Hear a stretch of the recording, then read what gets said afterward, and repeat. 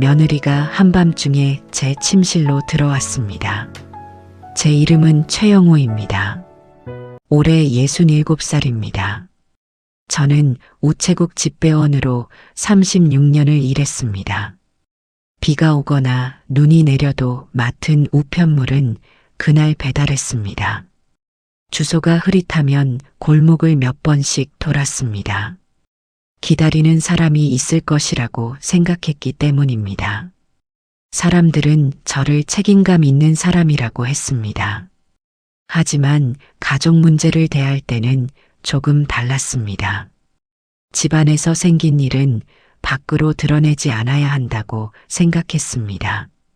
잘못한 사람이 있어도 가족끼리 조용히 타이르면 된다고 믿었지요.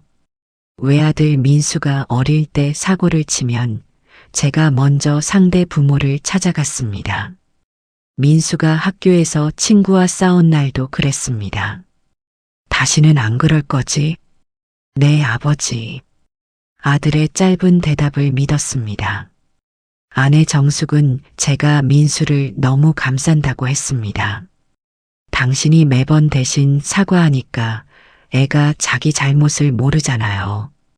아직 어리니까 그렇지. 민수는 당신이 생각하는 것보다 오래 아이로 남겠어요. 그때는 정숙의 말을 대수롭지 않게 들었습니다. 민수는 자라서 작은 인테리어 업체를 차렸습니다. 며느리 박서연과 결혼했고 9살 된 아들 준우를 두었습니다. 서연은 결혼 전 병원 원무과에서 일했습니다. 말수가 적고 어른들에게 예의가 발랐습니다. 민수의 사업도 처음에는 잘 됐습니다. 명절이면 한우 상자를 들고 왔고 부모님 여행도 보내드리겠다고 했습니다. 그러나 1년 전부터 상황이 달라졌습니다. 공사대금이 밀렸고 대출이 늘었습니다. 민수는 술을 마시는 날이 많아졌습니다. 가족 모임에서도 표정이 어두웠습니다. 사업하는 사람이면 힘든 때도 있는 거지. 저는 그렇게 말했습니다. 서연은 아무 말 없이 밥그릇만 정리했습니다. 준우는 아버지가 목소리를 높이면 숟가락을 내려놓았습니다. 그 모습을 보고도 저는 아이가 겁이 많은 것이라고만 생각했습니다. 어느 겨울 정숙은 허리 치료를 받는 언니를 돕기 위해 지방으로 내려갔습니다. 저는 혼자 집을 지켰습니다. 그날 밤 기온이 영하로 떨어졌습니다. 창문 틈으로 찬바람이 들어왔습니다. 새벽 1시가 넘었을 때였습니다. 안방 문이 아주 천천히 열렸습니다. 저는 인기척에 눈을 떴습니다. 문 앞에는 서연이 서 있었습니다. 잠옷 위에 긴 외투를 걸친 채였습니다. 머리는 제대로 묶지도 못했습니다. 한 손에는 작은 여행 가방이 들려 있었습니다. 다른 손으로는 준우의 손을 잡고 있었습니다. 준우는 운동화를 신지 못한 채 양말만 신고 있었습니다. 흰 양말 끝에는 젖은 흙이 묻어 있었습니다. 서연아, 이 시간에 무슨 일이냐? 며느리는 제 질문에 바로 대답하지 못했습니다. 복도 쪽을 한번 돌아본 뒤 침실 안으로 들어왔습니다. 아버님, 문 좀 잠가주세요. 입술이 떨리고 있었습니다. 민수 씨가 여기로 올지도 몰라요. 서연과 준우는 현관이 아니라 뒷베란다로 들어왔다고 했습니다. 민수가 친정과 친구 집을 먼저 찾아갈 것 같아 마지막으로 시댁에 온 것이었습니다.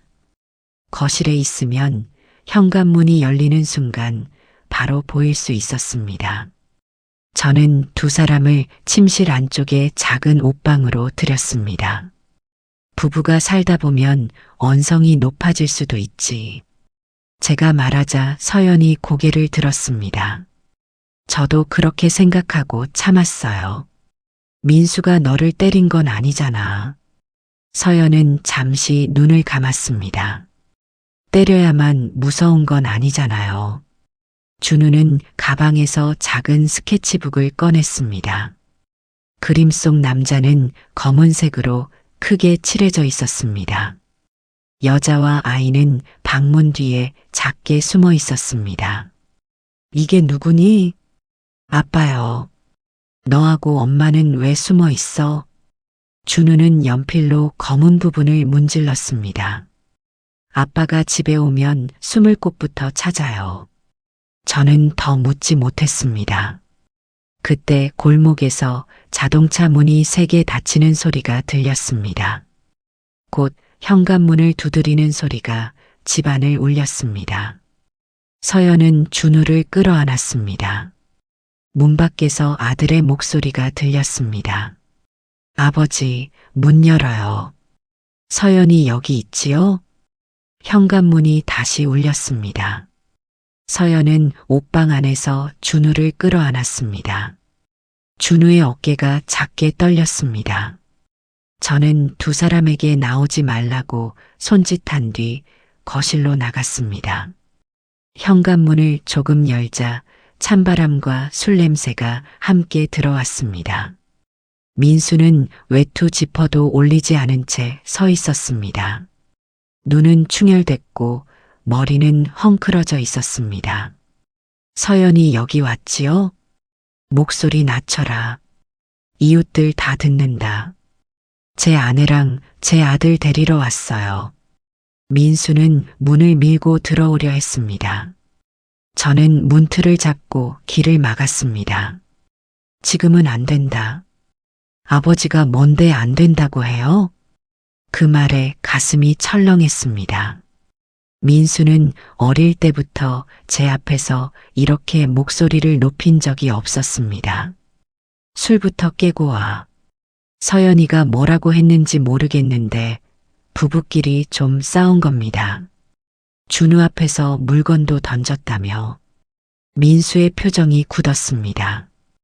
휴대전화 하나 던진 게 그렇게 큰일이에요? 아이가 내 발소리를 듣고 숨을 곳부터 찾는다. 민수는 잠시 입을 다물었습니다. 그러나 곧 헛웃음을 쳤습니다. 서연이가 애한테 무슨 말을 했는지 아세요? 준우가 직접 말했다. 아버지는 며느리 말만 믿어요? 오늘은 내 말을 믿고 들여보낼 수가 없다. 민수는 이를 악물었습니다. 제 아내고 제 아들이에요. 그래서 더 조심해야지. 그 순간 방문 안쪽에서 작은 물건이 떨어지는 소리가 났습니다. 민수는 고개를 돌렸습니다. 역시 여기 있네요. 그가 문을 더 세게 밀었습니다. 저도 물러서지 않았습니다. 평생 아들이 사고를 치면 제가 대신 사과했습니다. 돈이 부족하면 퇴직금에서 빌려주었습니다. 그때마다 민수는 잠시 고개를 숙였습니다. 저는 그것을 반성이라고 믿었습니다. 하지만 그날은 처음으로 아들을 막아야 했습니다. 오늘은 돌아가라. 아버지도 제 편이 아니네요. 편을 드는 것과 잘못을 덮는 건 다르다. 민수의 눈가가 붉어졌습니다. 분노 때문인지 서러움 때문인지 알 수 없었습니다. 그는 현관문 아래를 발로 찼습니다. 두 사람 알아서 하라고 하세요. 민수는 계단을 내려갔습니다. 저는 골목에서 자동차 소리가 멀어질 때까지 문 앞에 서 있었습니다. 손바닥에는 식은 땀이 맺혀 있었습니다. 옷방 문이 열렸습니다. 서연이 먼저 나왔습니다. 죄송해요, 아버님. 내가 왜 미안하니? 저 때문에 아버님하고 민수 씨가 싸우셨잖아요. 준우는 말없이 제 등 뒤를 바라봤습니다. 아버지가 다시 들어올까 확인하는 눈빛이었습니다. 저는 현관에 보조 잠금 장치까지 걸었습니다. 그러나 마음은 잠기지 않았습니다. 며느리의 말을 완전히 믿는 것도 어려웠습니다. 그렇다고 준우의 떨리는 손을 모른 척할 수도 없었습니다. 다음 날 오전 아내 정숙이 예상보다 일찍 돌아왔습니다. 정숙은 현관에 놓인 아이 운동화와 작은 여행 가방을 발견했습니다. 이게 다 뭐예요? 그때 안방에서 서연과 준우가 나왔습니다. 정숙의 얼굴이 굳었습니다. 저는 전날 밤 있었던 일을 설명했습니다. 정숙은 끝까지 듣고도 한동안 말을 하지 않았습니다. 그러다 며느리를 바라봤습니다. 민수가 요즘 힘들어서 그래. 여보, 사업이 망하게 생겼는데 제정신이겠어요? 서연은 두 손을 모았습니다. 저도 그렇게 생각하고 참았어요. 그래도 남편인데 밤중에 아이를 데리고 나오면 어떡하니? 정숙의 목소리는 떨렸습니다. 아들을 걱정하는 마음과 며느리를 원망하는 마음이 섞여 있었습니다. 민수가 너를 때리기라도 했니? 서연은 대답하지 못했습니다. 그때 준우가 할머니의 옷자락을 잡았습니다. 할머니, 왜 그러니? 집에서는 방문 잠그고 자도 돼요? 정숙의 입이 다물어졌습니다. 준우는 장난을 치는 표정이 아니었습니다. 잠시 뒤 서연은 가방에서 휴대전화를 꺼냈습니다. 날짜별로 적힌 메모가 화면에 떠 있었습니다. 민수가 술을 마신 날, 생활비 통장을 가져간 날, 물건을 던진 날, 준우 앞에서 욕설한 날이 적혀 있었습니다. 정숙은 화면을 내리다가 손을 멈췄습니다. 이걸 왜 다 적어놨어? 서연은 한참 동안 휴대전화를 내려다봤습니다. 그러다 힘겹게 입을 열었습니다. 다음 날이 되면 제가 잘못 기억한 것 같았어요. 서연은 휴대전화를 쥔 채 고개를 숙였습니다. 민수는 술이 깨면 미안하다고 했습니다. 다시는 그러지 않겠다고 약속했습니다. 때로는 꽃이나 준우가 좋아하는 과자를 사오기도 했습니다. 그러면 서연은 전날의 일이 자신이 생각한 것만큼 심하지 않았을지도 모른다고 여겼습니다. 그래서 기록을 시작했습니다. 날짜와 시간, 민수가 마신 술의 양, 던진 물건과 했던 말을 적었습니다. 자신의 기억을 지키기 위해서였습니다. 정숙은 화면에서 눈을 떼지 못했습니다.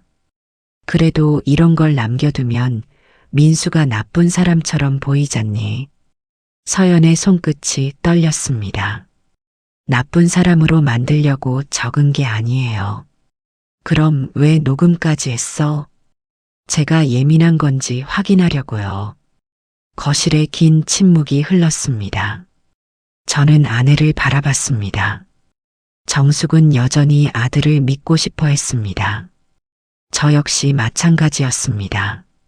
그러나 믿는다는 이유로 며느리와 손자의 말을 지워버릴 수는 없었습니다. 이제 우리끼리 덮을 일이 아니야. 제가 말하자 정숙이 고개를 들었습니다. 그럼 동네방네 알리자는 거예요? 알리는 게 아니라 도움을 받자는 거야. 가족 일은 가족끼리 풀어야지요. 가족끼리 풀었다면 여기까지 오지도 않았어. 정숙은 입술을 깨물었습니다. 저도 마음이 편하지 않았습니다. 평생 지켜온 집안 체면을 제가 먼저 내려놓아야 했습니다. 다음 날 우리는 가족 상담기관을 찾았습니다. 회색 건물의 작은 상담실에는 둥근 탁자와 물병 4개가 놓여 있었습니다. 윤미경 상담사는 서연의 말을 끊지 않고 들었습니다. 폭언과 물건을 던지는 행동, 생활비를 통제하는 일도 가족에게 공포를 줄 수 있다고 설명했습니다. 직접 손을 대지 않았다는 이유로 안전한 상황이 되는 것은 아니라고 했습니다. 당장 이혼을 결정하실 필요는 없습니다. 서연이 천천히 고개를 들었습니다. 그럼 제가 뭘 해야 하나요? 먼저 안전하게 자고 식사하고 생각할 시간을 가지셔야 합니다. 저는 며느리에게 물었습니다. 내가 원하는 게 이혼이냐? 서연은 준우의 손을 잡았습니다. 아직은 모르겠어요. 그럼 지금 필요한 게 뭐니? 준우와 무서워하지 않고 잘 수 있는 시간이 필요해요. 그 말은 단순했습니다. 그래서 더 무거웠습니다. 우리는 준우의 담임교사에게도 필요한 상황을 알렸습니다. 학교는 민수가 아이를 데려가려고 찾아오면 서연에게 먼저 연락하기로 했습니다. 정숙은 교무실을 나오면서 주변을 여러 번 살폈습니다. 누가 우리를 알아볼까 걱정하는 눈치였습니다. 하지만 준우가 제 손을 잡자 아무 말도 하지 않았습니다. 며칠 뒤 민수가 술이 깬 얼굴로 찾아왔습니다. 수염이 자라 있었고 눈밑이 꺼져 있었습니다. 정숙은 아들의 초췌한 얼굴을 보자 흔들렸습니다. 밥은 먹었니? 민수는 대답하지 않고 저를 바라봤습니다. 제가 누구를 때리기라도 했어요? 손을 대지 않았다고 없던 일이 되는 건 아니다. 사업이 망하게 생겼는데 저도 힘들어요. 힘든 건 내 사정이다. 민수의 눈이 커졌습니다. 아버지도 이제 제 편이 아니네요. 내 편이니까 멈추라는 거다. 저는 준우의 그림을 식탁 위에 놓았습니다. 검게 칠해진 아버지와 문 뒤에 숨은 아이가 보였습니다. 민수는 그림을 한동안 바라봤습니다. 애가 원래 겁이 많아요. 내 발소리를 듣고 숨는 게 겁이 많은 거냐? 민수는 대답하지 못했습니다. 저는 상담을 받고 술 문제를 치료하라고 했습니다. 빚의 규모를 숨기지 말고 생활비 통장을 돌려주라고도 했습니다. 민수는 의자를 밀치고 일어났습니다. 다들 서연이 말만 믿으세요. 그는 현관문을 3개 닫고 나갔습니다. 정숙은 한동안 아들이 앉았던 자리를 바라봤습니다. 저 역시 자신이 없었습니다. 민수가 더 화를 내면 어떻게 해야 할지 몰랐습니다. 상담을 거부하면 서연과 준우를 언제까지 보호해야 하는지도 막막했습니다.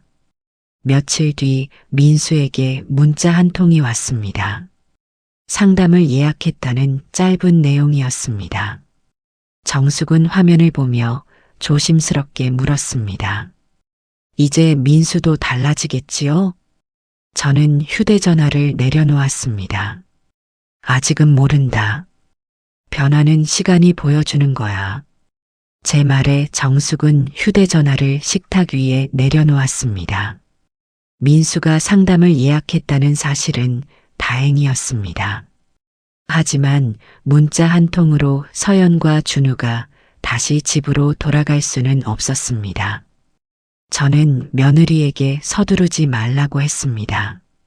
민수가 상담받는다고 바로 들어갈 필요는 없다. 서연은 잠시 저를 바라봤습니다.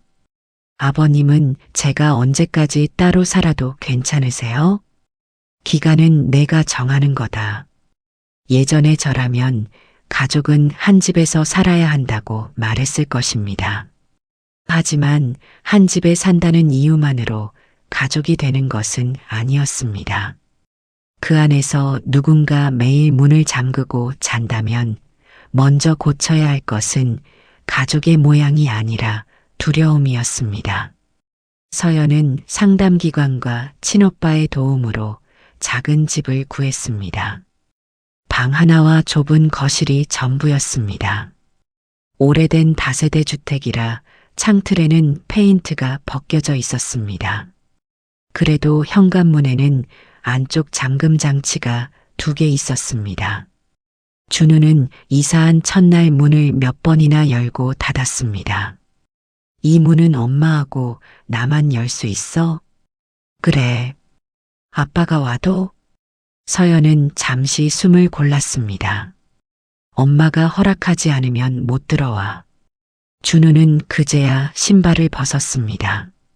처음 며칠 동안 아이는 작은 소리에도 깼습니다.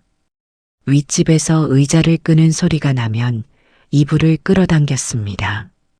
그러나 시간이 지나면서 달라졌습니다. 밤새 한 번도 깨지 않은 날이 생겼습니다. 아침이면 창문을 먼저 열었습니다.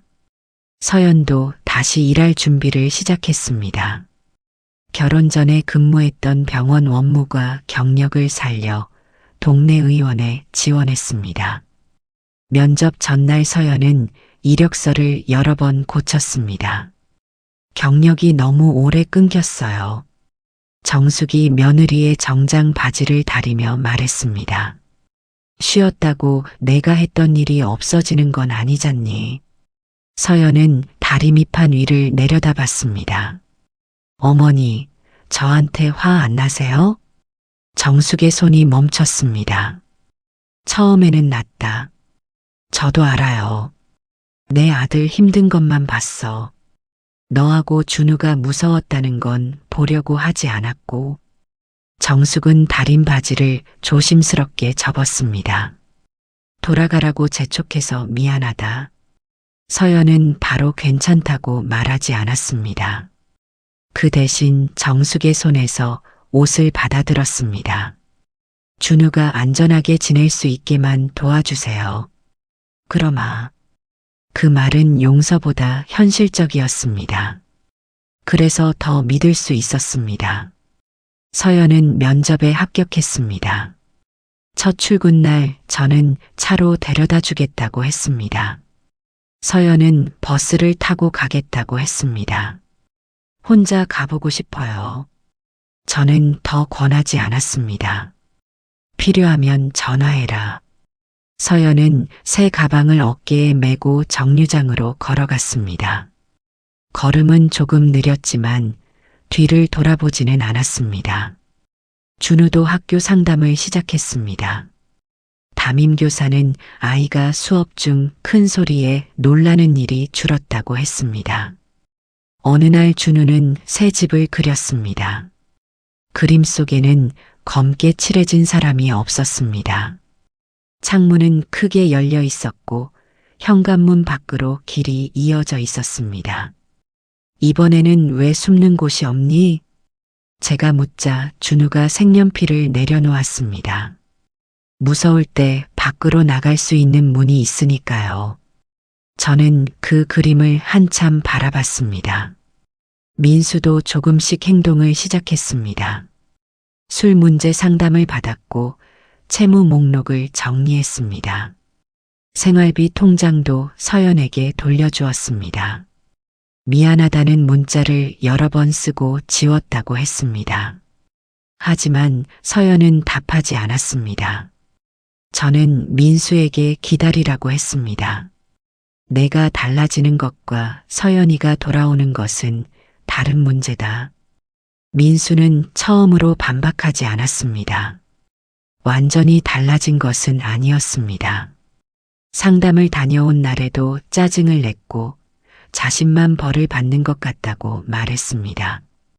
그럴 때마다 저는 예전처럼 돈을 대신 갚아주거나 문제를 덮지 않았습니다. 도움을 주되 책임은 아들이 지게 했습니다. 우리 가족의 회복은 빠르지 않았습니다. 하지만 서연은 다시 일하기 시작했고 준우는 잠을 자기 시작했습니다. 정숙은 며느리에게 돌아가라는 말을 멈췄습니다. 그 작은 변화들이 쌓이고 있었습니다. 어느 늦은 밤 정숙이 제게 물었습니다. 이제 우리 방문은 잠그지 않아도 되겠지요? 제가 대답하려는 순간이었습니다. 복도에서 작은 발소리가 들렸습니다.